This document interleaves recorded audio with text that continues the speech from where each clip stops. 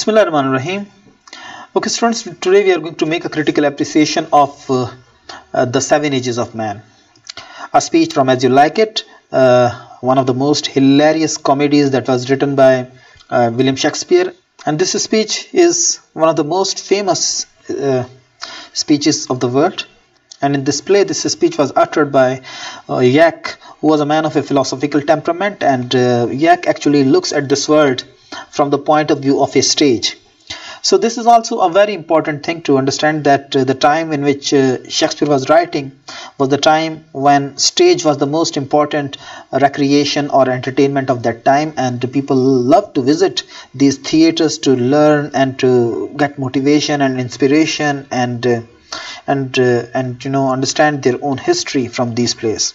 So Yak is also looking at this world from the point of view of a stage. When we make a critical appreciation of a poem, we actually look for some very important elements in that poem. First of all, we talk about the substance. Substance means the central idea or the most important things that actually have come in that poem. And then we look at the language, that what sort of language is used in the play. Is it a very difficult language? It is a colloquial language? Is it a language different from the day-to-day speech? And what are the most important qualities of this language? Then we talk about imagery. Imagery means simply pictures. So when a poet composes something, he actually creates pictures with words. He uses different figures of speech in his poem to compose or to create those pictures. For example, metaphor, synecdoche, metonymy, oxymoron, simile, and all the different sorts of things. So when we make a critical appreciation of a poem, we also see how the imagery is used in the poem. And then the sound effects, because poem is all about listening. So when you are reading the poem loudly, you also feel the rhythm that the poet has created in the poem. And you also point out how that rhythm actually has been created, how the accented and unaccented syllables have been used, and what sort of lines are used in it. And then we finally also talk about the most important or the most striking lines of the poem. So these are the most important elements that we will also look in this poem while making a critical appreciation of this poem. Let's read it. Well, Yak says that all the world is a stage, and all the men and women merely players. They have their exits and their entrances, and one man in his time plays many parts. So in the very beginning, Yak actually is comparing the world with the stage, but he's not using the words like or as. He's not saying that the world is as a stage or the world is like a stage. No, if he would have used these words, it would have become simile. So this is not simile, this is an example of metaphor, that all the world is a stage. So this is the direct comparison of the two things. And then he also compares men and women with players, but he rather calls them player, that all the men and women merely players. Merely means महज. So महज जितने भी लोग हैं दुनिया में वो किरदार होते हैं, अदाकार होते हैं. And they have their exits and their entrances. Entrances means वो पॉइंट जहाँ से कि अदाकार अंदर आता है स्टेज पर अपना किरदार अदा करने के लिए. And exits means the point from where he goes out after playing his role. So they have their exits and their entrances. वो आते हैं स्टेज पर, अपना किरदार अदा करते हैं, and then they go away, और फिर वो चले जाते हैं. And one man in his time plays many parts, his acts being 7 ages. So acts का मतलब है यहाँ पर पुराना जो दौर होता था in ancient times, in the times of Shakespeare, the plays used to be divided into 5 acts. 5 acts में जो थे ड्रामे डिवाइड होते थे, act 1, act 2, act 3, act 4 and act 5. और हर एक्ट के अंदर फिर सीन्स होते थे जो कि उस एक्ट को मजीद जो है वो इलेबोरेट करते थे. तो पहले एक्ट के अंदर कोई मसला पेश होता था, फिर दूसरे एक्ट के अंदर जो है वो मसला आहिस्ता आहिस्ता जो है वो मजीद खुलता जाता था. तीसरे एक्ट के अंदर जो है वो अपनी यूँ समझे कि पीक पर या जो है क्लाइमैक्स पर वो ड्रामा चला जाता था तीसरे या चौथे एक्ट के अंदर, और फिर आहिस्ता आहिस्ता चौथे से पांचवें एक्ट के अंदर जो है ड्रामा अपने कंक्लूजन की तरफ जाता था। So these were the different acts जो कि उस दौर के ड्रामों में हुआ करते थे। So that's what the Shakespeare is also saying that his acts being 7 ages, कि वैसे तो ड्रामों के अंदर जो है 5 एक्ट्स होते हैं, लेकिन एक इंसान की जिंदगी के अंदर जो 7 जो दौर गुजरते हैं वो उसकी 7 एक्ट्स होते हैं, जिनके अंदर फिर मुख्तलिफ, हर एक्ट के अंदर मुख्तलिफ वाक़यात होते हैं। जब वो बच्चा है, जब वो बूढ़ा हुआ या जवान हुआ, तो कौन कौन से वाक़यात हुए उसकी ज़िंदगी में। So at first the infant means शीर ख्वार बच्चा, बहुत ही छोटा बच्चा जो कि पैदा हुआ। Mewling and puking in the nurse's arms. Mewling means रोता हुआ, and puke का मतलब जैसे बच्चे जो हैं वो उल्टी कर देते हैं, तो यहाँ पर जो है म्यूलिंग एंड प्यूकिंग कि वो वॉमिटिंग भी कर रहा है और रो भी रहा है in the nurse's arms. Then the whining school boy, और फिर वो थोड़ा सा बड़ा हो जाता है वो इन्फेंट, तो फिर जो है उसके माँ बाप उसको स्कूल भेजते हैं, but he doesn't want to go to school. तो वो स्कूल जो है शुरू में आपको पता है कि कोई भी बच्चा स्कूल जाना पसंद नहीं करता है, क्योंकि स्कूल का डिसिप्लिन, स्कूल का माहौल और बाज़-औक़ात जो है टीचर्स की जो एक तबीयत होती है वो बाज़-औक़ात बच्चों को पसंद नहीं आती है, तो वो शुरू में बहुत रोते हुए स्कूल जाते हैं। So the whining school boy, रोता हुआ स्कूल बॉय फिर वो बन जाता है with his satchel and shining morning face. Satchel का मतलब है उसका बैग, उसका बस्ता जो कि उसने उठाया हुआ है, एंड शाइनिंग मॉर्निंग फेस। सुबह आपको पता है कि माँ बाप जो हैं वो बड़ी मोहब्बत से अपने बच्चों को जो है वो स्कूल भेजते हैं, तो उनका चेहरा जो होता है वो चमक रहा होता है, तो उनका सुबह का चमकता हुआ चेहरा लेकर जब स्कूल जाता है। Creeping like a snail unwillingly to school, और ये जो है उसकी एक कैफियत है स्कूल जाने की। क्रीप का मतलब होता है रेंगना, और स्नेल आपको पता है घोंगे को कहते हैं, एक ऐसा जानवर जो कि बहुत ही आहिस्ता चलने की वजह से जो है मशहूर है। तो क्रीपिंग लाइक ए स्नेल, वो एक स्नेल की तरह, क्योंकि स्कूल जाना नहीं चाहता तो बहुत ही आहिस्ता वो जा रहा है। अनविलिंगली टू स्कूल, क्योंकि विलिंग नहीं है तो गैर उसकी रजामंदी नहीं है, उसका दिल नहीं चाहता है कि वो स्कूल जाए।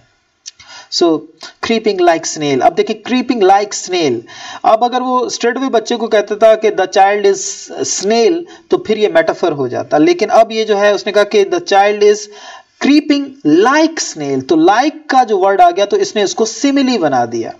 तो सिमिली और मेटाफर दोनों का एक ही काम होता है कि दोनों जो हैं वो कंपैरिजन करते हैं दो ऑब्जेक्ट्स के अंदर, लेकिन सिमिली में जो कंपैरिजन होता है उसमें जो है आप लाइक या एज के वर्ड्स यूज करते हैं, और मेटाफर के अंदर जो है आप स्ट्रेट वे उस चीज को दूसरी चीज के साथ कंपेयर कर देते हैं। जैसे कि शुरू के जुमले में शेक्सपियर ने कहा कि all the world is a stage, कि पूरी दुनिया जो है स्टेज है, लेकिन यहां पर जो है वो कहता है कि creeping like snail unwillingly to school.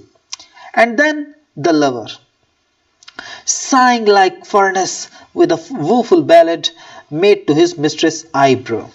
So then बच्चा थोड़ा बड़ा हुआ और he fell in love with someone, और जो है अब जो है he has become a lover। एक रोमांटिक यानी कि दौर इंसान की ज़िंदगी में फिर आता है जब वो थोड़ा बड़ा होता है और वो ख्वाब व ख्यालों की दुनिया में जो है रहता है, और जो है वो अपनी जो महबूब होता है उसको जो है उसके बारे में सोचना और उसके बारे में शायरी पढ़ना या उसके बारे में शायरी लिखना उसको बहुत अच्छा लगता है।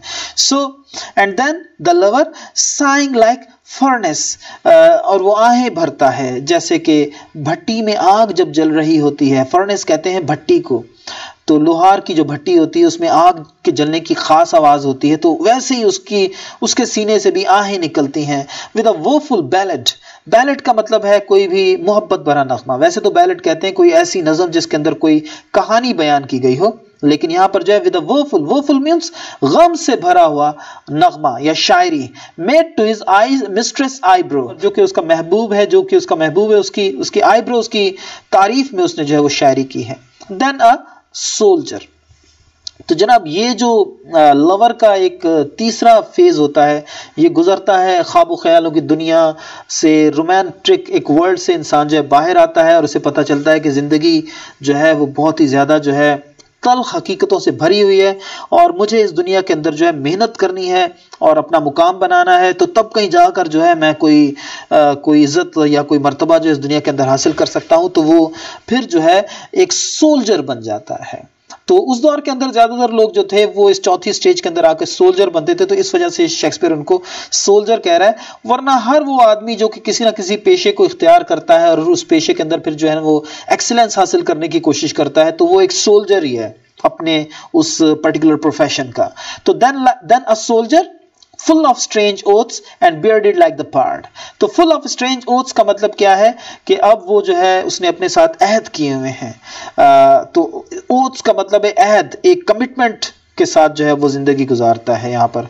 and bearded like the pard, और पार्ड कहते हैं लेपर्ड का जो है वो शॉर्ट फॉर्म है पार्ड। लेपर्ड कहते हैं कोई चीते जैसा एक जो जानवर होता है उसको कहा जाता है पार्ड। तो कहता है कि बियर्डेड, उसकी बियर्ड जो है वो एक पार्ड जैसी है। एंड जेलस इन ऑनर, और वो बहुत गैरतमंद है, उसे अपनी इज्जत का, अपनी आन का जो है, अपनी शान का बड़ा उसको पास और लिहाज होता है।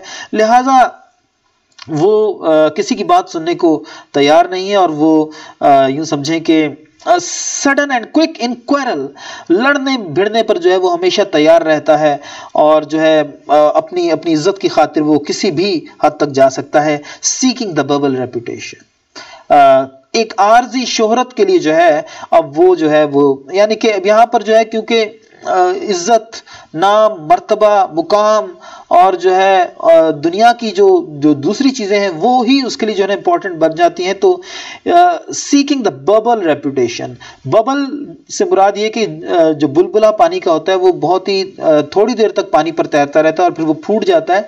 तो वैसे ही अगरचे वो एक सोल्जर की तरह लाइफ गुजारते हुए बहुत बड़ा नाम भी कमा लेता है, लेकिन जैसे ही वो थोड़ा सा बूढ़ा होता है तो लोग उसको भी भूल जाते हैं और कोई दूसरा आदमी उसकी जगह आ जाता है, या दूसरे लोग जो हैं लोगों की मेमोरी में आ जाते हैं। तो सीकिंग लाइक तो वो रेपुटेशन जो उसने बनाई, वो रेपुटेशन जो है वो हकीकत में एक बबल रेपुटेशन है। Seeking the bubble reputation even in the cannons mouth, कि वो उस बबल रेपुटेशन को हासिल करने के लिए और बरकरार रखने के लिए जो है, कैनन्स माउथ का मतलब तो यहाँ पर जो है तोप के मुंह के अंदर जाना, लेकिन वो मौत को भी गले लगाने को तैयार है अपनी इस रेपुटेशन की खातिर। और फिर जो है ये दौर भी गुजरता है। And then the justice, justice से मुराद है यहाँ पर जो है गांव का बड़ा। यहाँ पर वैसे तो जस्टिस का मतलब जो है जज को भी कहते हैं, लेकिन उस दौर के अंदर जो गांव के जो सरपंच हुआ करते थे, जो कि बड़े हुआ करते थे, उनको जो है मुखिया जो होते थे गांव के, उनको जस्टिस कहा जाता था, उनको जस्टिस बना भी दिया जाता था।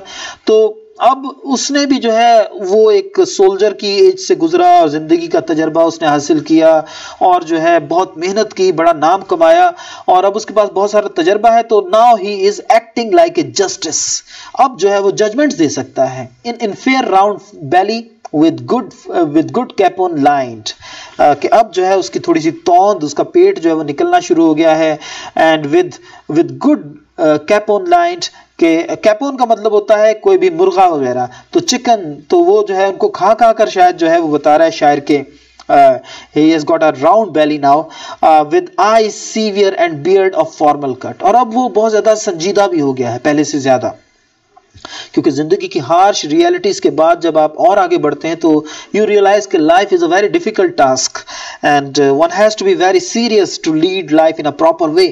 सो that's what happens that he has got now eyes, severe eyes, उसकी आंखें जो हैं बहुत ही ज्यादा उनके अंदर संजीदगी है। सीवियर का मतलब संजीदा। And beard of formal cut, और उसकी बियर्ड भी जो है अब ज्यादा फॉर्मल है। और full of wise saws and modern instances, और क्योंकि उसके पास बहुत सा तजर्बा है तो सॉज का मतलब होता है कॉल के बड़ी बड़ी उसके पास मिसालें हैं, और जो हैं एंड मॉडर्न इंस्टेंसेस, और पुराना इल्म और नया इल्म दोनों जो है उसके पास मौजूद हैं। तो यहाँ पर जो है मॉडर्न इंस्टेंसेस मुराद क्या, एग्जांपल्स ऑफ लीगल डिसीजंस, यानी कि जो पुराने डिसीजंस लोगों ने जो है लिए हुए हैं मुकदमों के अंदर, तो वो भी उसको याद है और वो उनका हवाला देकर भी अपनी बात जो है वो साबित कर सकता है। And so he plays his part, the sixth age shifts into the lean and slippered pantaloon. तो लिहाजा अब सिक्स्थ एज शुरू हो जाती है, और इस एज को वो क्या कहता है, the lean and slippered pantaloon. Pantaloon जो है इसका मतलब है कोई बूढ़ा आदमी, जो कि अभी भी जो है ये बात मानने को तैयार नहीं है कि उसका दौर गुजर चुका है, और लोग जो हैं अब नए लोगों को जो है सुनना चाहते हैं, नए लोगों को जो है वो को देखना चाहते हैं। तो so he is a lean and slippered pantaloon. Pantaloon जो था वो जो इटालियन प्लेज होते थे उनके अंदर जो एक किरदार होता था जो कि बड़ी अजीबोगरीब कपड़े पहनता था और मस्खरा होता था वो, तो वो कॉमेडी के लिए जो है वो ज्यादातर यूज होता था, तो उसको जो है पेंटालून कहा जाता था। तो यहाँ पर जो वो कह रहा है कि ही has got a lean, lean means दुबला पतला, एंड स्लिपर्ड माना स्लीपर्स के अंदर जो है वो अब ज्यादातर होता है, and he is like a Pantaloons with spectacle on nose and pouch on side।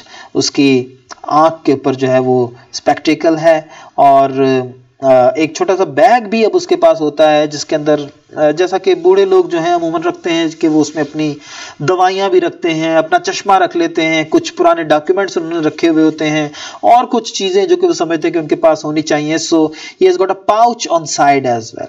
His youthful hose well saved a world too wide for his shrunk shank.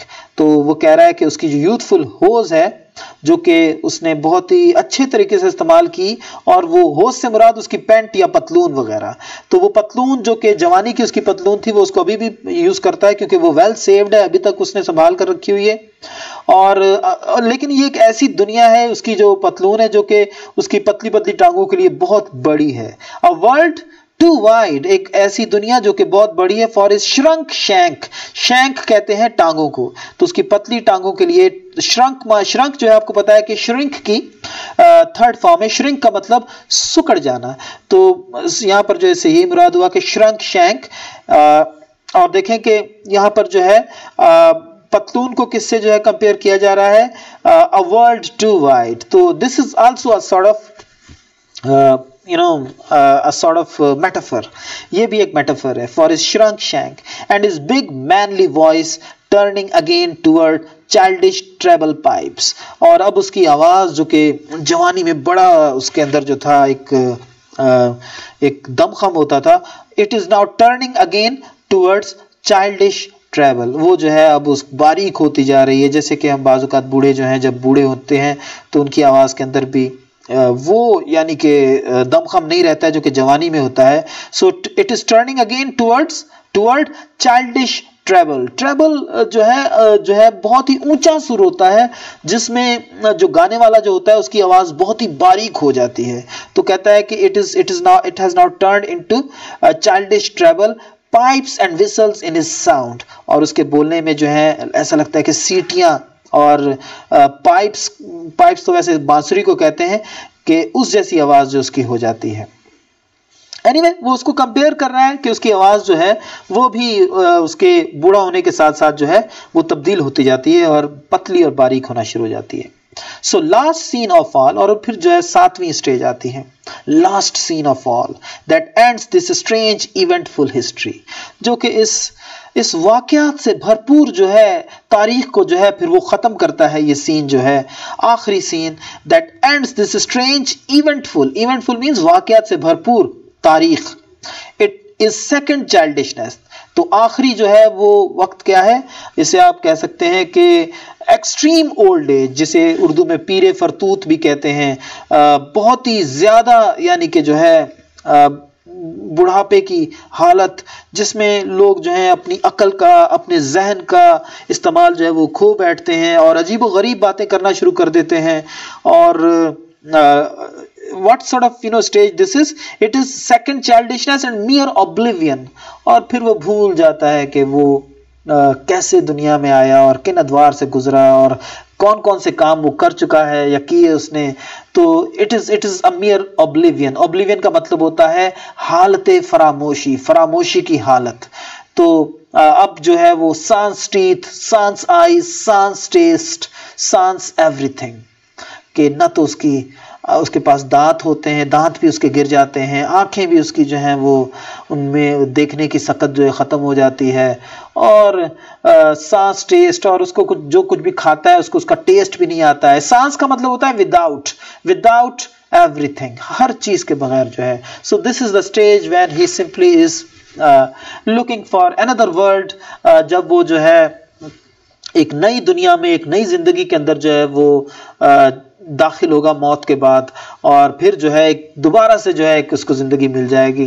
तो this is what that stage is students, and hopefully coming to the critical appreciation students. तो अगर हमने पहली बात कही थी substance की, तो सिंपली जो सब्सटेंस है इस पोएम का वो यही है कि the Shakespeare is comparing the world to stage, and he believes that a person who comes in this world actually plays 7 roles. And what are those roles? Those roles are, first of all, an infant, then a schoolboy, then a lover, then a soldier, then a justice, then a pantaloon, or an old man, and then an extremely old man. So these are the 7 stages that a person goes through, 7 ages. Or well, another important aspect of the substance is the poem was written in an age when drama was the most important activity of the time. तो लिहाजा उस ड्रामे का असर जो है speaker के ऊपर, जो कि यैक है, जो कि एक बहुत ही फलसफियाना जहन रखने वाला जो है किरदार है इस ड्रामे के अंदर, तो वो जो है एक फलसफी की तरह जो है दुनिया को भी जो है वो एक स्टेज की तरह जो है वो देखता है, और कहता है कि all the world is a stage and all the main and women merely players. हम देखते हैं कि ये 7 जो स्टेजेस शेक्सपियर ने बयान की हैं ये वाकई ही यूनिवर्सल हैं अपनी नेचर में। दुनिया के सारे इंसान जो हैं इन 7 स्टेजेस से अमूमन गुजरते हैं। एक इन्फेंट की हैसियत से, एक स्कूल बॉय की हैसियत से, जब उसको जो है सीखना पड़ता है, दुनिया से जाना पड़ता है किसी स्कूल में या किसी काम पर, और फिर जो है वो थोड़ा बड़ा होता है तो एक ख्वाबों ख्यालों की दुनिया, एक रोमांटिक एज उसके ऊपर आती है जब वो सपने देखता है और इमेजिनेशंस के अंदर ज़्यादा रहता है, बड़े बड़े ख्वाब भी देखता है वो। लेकिन ये दौर भी गुजरता है और फिर उसके बाद जो है वो उसे रियलाइज होता है कि he has to work hard to materialise those dream, और उसके बाद वो एक सोल्जर बन जाता है, और सोल्जर बनने के बाद वो बड़ा तजर्बा हासिल करता है तो फिर उसको जो है जस्टिस बना दिया जाता है, यानी कि अपनी फील्ड के अंदर जो है फिर दूसरे लोगों को जो है वो तजर्बा देता है, रहनुमाई देता है, और आहिस्ता आहिस्ता जो है ये स्टेज भी गुजरती है क्योंकि लोग जो हैं नए लोगों को देखना पसंद करते हैं। तो he becomes a lean and slippered pantaloon, जिसका कि लोग अब मजाक उड़ाते हैं उसकी बातों का। और फाइनली जो है extremely old age in which he is sans eyes, sans teeth, sans taste and sans everything, हर यानी कि चीज़ें, और अब जो है वो महज अगली दुनिया में कदम रखने के लिए जो है का मुंतज़िर है जब एक नई जिंदगी जो है उसको मिलेगी। So this is what the substance of this poem is, and अगर हम लैंग्वेज के पॉइंट ऑफ व्यू से बात करें तो ये पोएम जो थी 16वीं सदी के अंदर लिखी गई, लेकिन देखें कि कितनी सिंपल, कितनी सादा और कितनी आसान है, और जो मुश्किल बाज जो वर्ड्स हैं वो भी अपने कॉन्टेक्स्ट में जो है वो बड़ी आसानी से समझ में आ जाते हैं जब हम उनको जो है उनके कॉन्टेक्स्ट में देखते हैं। जैसे कि the boy is creeping like snail, तो हमें पता लगता है कि बच्चे की कैफियत कैसी है जब वो स्कूल जा रहा है। विद हिज सैचल, अब सैचल जो है बहुत ही पुराना लफ्ज है जो कि बैग या बस्ते के लिए इस्तेमाल होता है, स्कूल बैग के लिए। लेकिन क्या है कि जब हम देखते हैं कि Shakespeare is talking about a school boy तो हमें समझ में आ जाता है कि if is talking about school boy तो सैचल स्टैंड्स फॉर स्कूल का bag. Look at the construction of these words, shining morning face, सुबह का चमकता हुआ चेहरा, how beautiful it seems to listen to, सुनने में ये कितना खूबसूरत लगता है। Like snail unwillingly to school, और उसके बाद जो है साइंग लाइक फर्नेस, अब देखिए ये भी जो है saying like furnace with a woeful ballad made to his mistress. तो लैंग्वेज के पॉइंट ऑफ व्यू से ये पोएम जो है वो बहुत ही ज़्यादा जो है इंटरेस्टिंग है, और शायर ने जो है मिसालों के ज़रिए से जो है हर कैफियत को जो है वाजे करने की कोशिश की है कि बच्चा जो है अगर अनविलिंगली स्कूल जा रहा है आहिस्ता आहिस्ता तो he is creeping like snail, और अगर लवर जो है he is remembering his mistress और हिज बिलवड तो जो है वो he is sighing like furnace. तो साइंग लाइक फर्नेस जो है वो जो इंटेंसिटी है उसकी मोहब्बत के अंदर और जो उसका एक जो जज्बा है उसके अंदर, तो उसको जो है वो शो करती है कि जैसे भट्टी के अंदर आग जल रही होती है तो वैसे ही उसके अंदर जो है वो मोहब्बत है फॉर हिज बिलवड।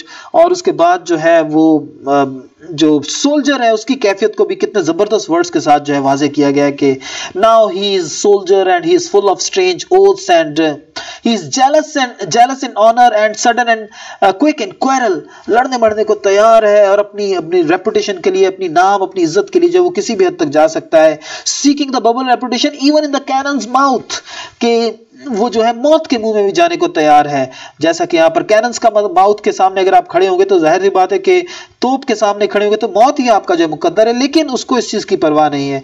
तो यहाँ पर जो है ये वर्ड्स और ये एग्जाम्पल्स जो है कितनी आसानी से जो है इस कैफियत को भी जो है हमारे सामने लेकर आती हैं जो कि शेक्सपियर जो है वो वाजे करना चाहता है। और फिर जो है जब वो जस्टिस बन गया तो इन फेयर राउंड वैली, तो ये देखें कि जितने भी फीचर्स होते हैं इन डिफरेंट एजेस के अंदर, इंसानों के अंदर, उनके फिजिकल फीचर्स को भी और उनकी जो इमोशनल जो स्टेट ऑफ माइंड है उसको भी शायर ने जो है बहुत ही खूबसूरत तरीके से जो है वो वाजे कर दिया है इसके अंदर। और यहाँ पर जो है उसके बाद जो है वो यानी कि अब जो बहुत ही तजर्बाकार आदमी होता है तो वो उसके पास जमाने की मिसालें भी होती हैं, तो वाइज सॉज भी हैं उसके पास, और उसके पास जो है पुराने दौर के जो मिसालें हैं या फैसले हैं वो भी जो है वो कोट करता है अपनी बात को साबित करने के लिए। तो दैट इज हाउ, ऐसा होता है वाकई तजर्बाकार लोग जो होते हैं वो इसी तरीके से जो अपनी बात जो है ना दूसरों के ऊपर जो है ना वो दूसरों से मनवाते हैं। तो यहाँ पर जो है then into the lean and slippered pantaloon, और फिर आखिर में जो एक स्टेज उसने खींची है कि सांस टीथ, सांस आइज, सांस टेस्ट, सांस everything, this is a second childishness and mere oblivion। So language के पॉइंट ऑफ व्यू से भी जो है ये पोएम जो है वो बहुत शानदार है, और यानी कि कॉन्क्रीट लैंग्वेज हम कह सकते हैं कि शायर ने यूज की है। ये सारे जो अदवार हैं और ये सारे जो फेजेस हैं किसी भी इंसान की जिंदगी के, वो बिल्कुल तस्वीर की तरह से जो है हमारे सामने आते हैं, और यही एक क्वालिटी है उसकी लैंग्वेज की। और इस लैंग्वेज की क्वालिटी में ये तस्वीरों वाला अंदाज बरकरार रखने के लिए उसने इमेजरी को बहुत ज्यादा यूज किया है। तो हम देखते हैं कि कौन कौन सी इमेजरी ज्यादा यूज की उसने। हम देखते हैं कि उसने डिस्क्रिप्टिव राइटिंग स्टाइल को बहुत ज्यादा यूज किया है, नंबर 1। नंबर 2, सिमिलीज और मेटाफर्स को उसने बहुत ज्यादा यूज किया है। यानी कि ये तो कुछ इंपॉर्टेंट फीचर्स हो गए इमेजरी के कि कैसे उसने लफ्जों से तस्वीरें जो उसने तख्लीक की हैं। और उसके बाद जो है व्हेन वी मूव फॉरवर्ड तो हम देखते हैं कि आखिर में साउंड इफेक्ट्स। तो साउंड इफेक्ट्स के पॉइंट ऑफ व्यू से जो है ये पोएम जो है जनाब इयाम्बिक पेंटामीटर में लिखी गई है। तो इयाम्बिक पेंटामीटर के अंदर जनाब जो लाइंस होती हैं पोएम्स की वो 10 सिलेबल्स के अंदर जो है वो डिवाइडेड होती हैं। कुछ सिलेबल्स जो होते हैं उसमें स्ट्रेस्ड होते हैं कि उनको जब हम बोल रहे होते हैं तो हमें अपनी आवाज पर जो है बहुत ज्यादा जोर देना पड़ता है और रुकना भी पड़ता है अपनी बात को वाज़ेह करने के लिए। और कुछ अनस्ट्रेस्ड होते हैं, यानी कि जब हम उन अल्फाजों को बोलते हैं तो हम बड़ी रवानी से आगे बढ़ जाते हैं। अब अगर हम इस लाइन को देखते हैं तो एंड 1, ऑल 2, द 3, मैन 4, एंड 5, विम 6, एन 7, मियर 8, ली 9, प्लेयर्स 10। तो अब देखिए कि ये 10 यानी कि सिलेबल्स इस लाइन के अंदर हैं जो कि इस लाइन को डेका सिलेबिक लाइन बना रहे हैं, 10 सिलेबल्स वाली लाइन। और ये इयाम्बिक पेंटामीटर में है। एंड के एक हिस्सा जो है वो कहीं पर स्ट्रेस्ड है और एक हिस्सा जो है एक वर्ड जो है इसके अंदर अनस्ट्रेस्ड है। तो वैसे ही अगर आप इसको भी देखें तो इसमें होगा they have, their, exits, and, their, entrances. तो देखें कि यहाँ पर भी 10 सिलेबल्स जो हैं इसके भी हो गए। तो तकरीबन शायर ने कोशिश की है, कहीं कहीं पर हो सकता है कि ये उसकी कोशिश जो है वो इतनी सक्सेसफुल ना रही हो, लेकिन उसने जो है इयाम्बिक जो है पेंटामीटर और डेका सिलेबिक लाइन के अंदर जो है इस पोएम को जो है लिखने की कोशिश की है। तो ये जो रूल्स हैं प्रोसोडी के वो भी हम कोशिश करेंगे कि इनको हम डिस्कस करें। तो इस तरीके से जो है उसने साउंड इफेक्ट भी जो है क्रिएट किया है, एक रिदम जो है उसकी आवाज उसकी जो है हर लाइन के अंदर जो है वो मौजूद है।